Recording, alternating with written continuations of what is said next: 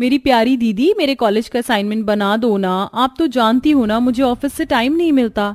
हाँ तो किसने कहा था कॉलेज जाने के लिए? मत करती ना आगे की पढ़ाई, वैसे भी तुझसे पढ़ाई तो हो ही नहीं पाती है। तुम्हें नहीं लगता कि तुम बहुत भाव खा रही हो? सारे दिन घर में ही तो रहती हो। अगर मेरी थोड़ी मदद करवा दोगी तो क्या चला जाएगा तुम्हारा?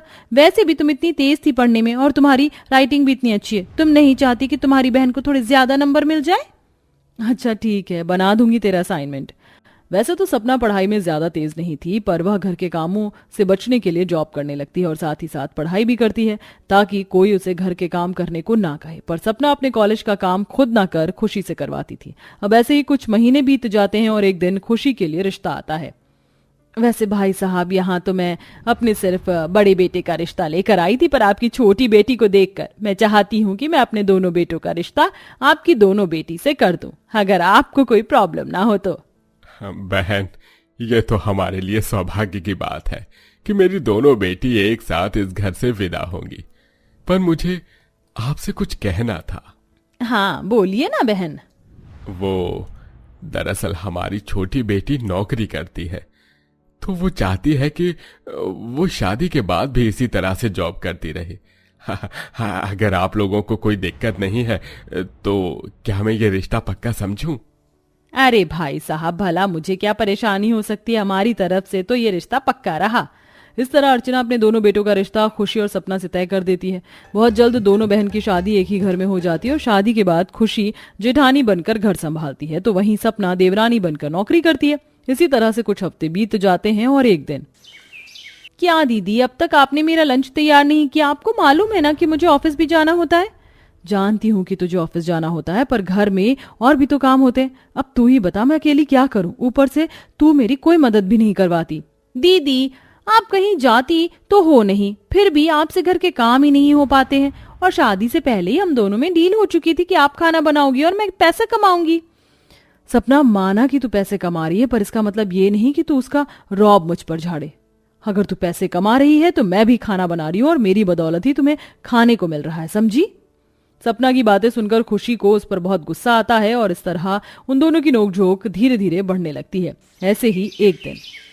दीदी, जब से मेरी जेठानी बनी है वो तो बहन का फर्जी भूल गई। पहले मेरे सारे काम कर दिया करती थी और अब कहने पर भी नहीं करती। कल मैंने कितने प्यार से उनसे कहा था कि मेरे कपड़े इस्त्री कर दें। आज मुझे मीटिंग में जाना है, पर फिर भी उन्होंने मेरे कपड़ों को ऐसे ही छोड़ दिया। क्या हुआ बहू, तू इतनी नाराज क्यों हो रही है? क्या बताऊं माँ जी आपको, वैसे तो खुशी दीदी मेरी जेठानी से पहले मेरी बहन है, पर जब से हमारी शादी हुई है वो मुझे बहन कम और अपनी देवरानी की नजरों से ज्यादा देखती हैं। अरे बहू, तू परेशान क्यों होती है? मैं हूं ना, मैं अभी तेरी जेठानी की क्लास लगाती हूँ।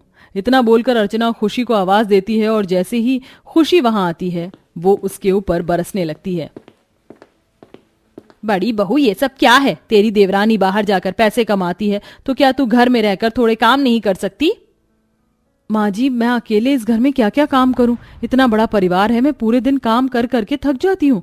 और सपना भी तो इस घर की बहू है। अगर वो अपने काम खुद कर लेगी तो मुझे थोड़ी मदद मिल जाएगी। और रही कपड़े की बात, तो वह अपने कपड़े खुद भी तो इस्त्री कर सकती है। छोटी बहू सब कर सकती है, पर वो पैसे कमाती है। तू घर में बैठी रहती है, इसीलिए बहू तू खाना बनाएगी और छोटी बहू पैसे कमाएगी। और छोटी बहू, तू बड़ी बहू के कामों में कोई हेल्प नहीं करेगी। और बड़ी बहू, तेरा फर्ज बनता है कि तू अपनी देवरानी का अच्छे से ख्याल रखे। पर माँ जी, ये तो गलत है। आप दोनों में भेदभाव कर रही हैं। मैं कोई भेदभाव नहीं कर रही और अब मुझे इस बारे में कुछ नहीं सुनना।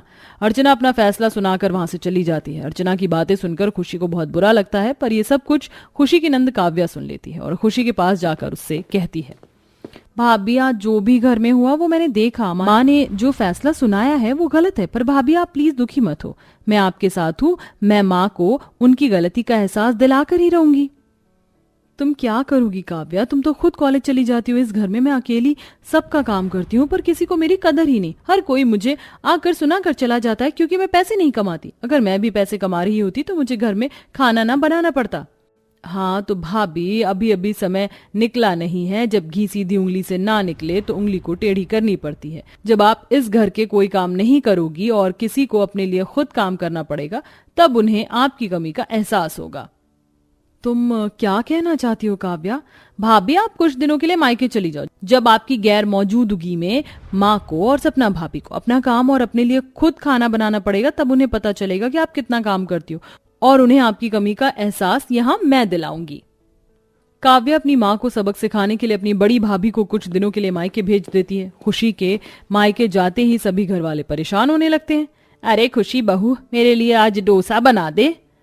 अरे मैं तो भूल ही गई, बहू कुछ दिनों के लिए मायके गई है, पर कोई बात नहीं, छोटी बहू आएगी तो उससे कह दूंगी।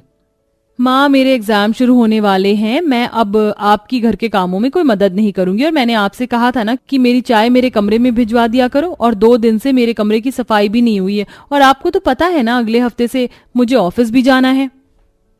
काव्या बेटा, खुशी बहू मायके गई है और तेरी सपना भाभी तो ऑफिस जाती हैं, और अब तू भी ऑफिस जाने लगेगी तो मैं अकेली क्या करूंगी? अब मेरी उम्र हो गई है, मुझसे काम नहीं होता, और छोटी बहू घर के किसी भी काम में हाथ नहीं लगाती, और जब तक खुशी बहू नहीं आ जाती सब ऐसे ही रहेगा।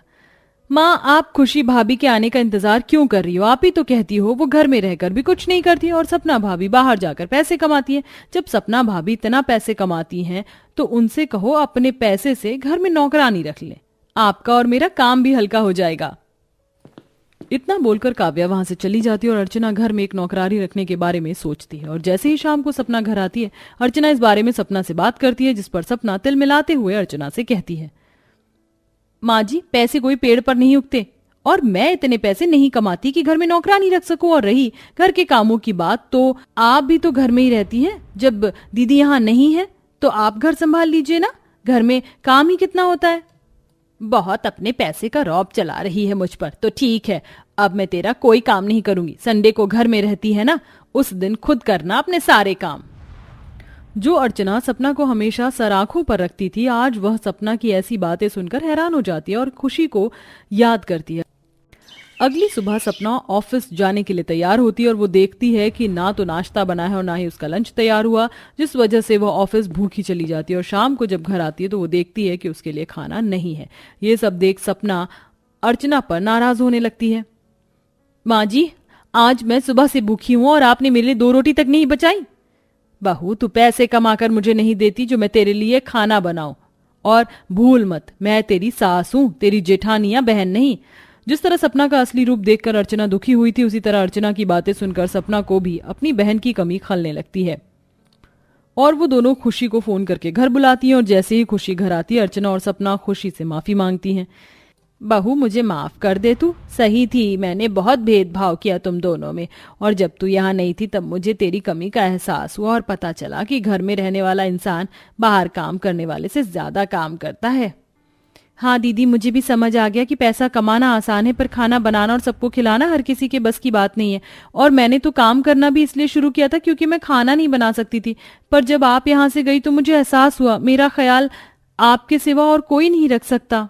चलो आप दोनों को आखिर अपनी गलती का एहसास तो हुआ, खास तौर पर माँ आपको। अब आपको एहसास हुआ भाभी कितना काम करती है, और जरूरी नहीं कि एक बहू खाना बनाए और दूसरी बहू पैसे कमाए, तो वो एक दूसरे से कम ज्यादा इज्जत की हकदार है। अगर आपकी 2 बहू हैं तो आपको अपनी दोनों बहू को बराबर सम्मान देना चाहिए। थैंक यू काव्या, ये सब कुछ तुम्हारी वजह से हुआ, अगर तुम ना होती तो शायद मुझे ये इज्जत कभी ना मिल पाती। इस तरह उन सभी को अपनी अपनी गलतियों का एहसास होता है, और काव्या अपनी सूझबूझ से सब ठीक कर देती है। जिसके बाद सपना, काव्या और अर्चना घर के कामों में खुशी की मदद करवाते हैं, और खुशी भी खाली समय में सिलाई जैसा काम करके कुछ पैसे कमाने लगती है, ताकि आने वाले समय में फिर इस तरह उसे किसी की बातें ना सुननी पड़े। वैसे दोस्तों, क्या आपको भी यही लगता है कि घर में काम करने वाली महिलाएं बाहर काम करने वाली महिलाओं से ज्यादा काम करती हैं और ज्यादा इज्जत की हकदार हैं? कमेंट में अपनी राय जरूर दें।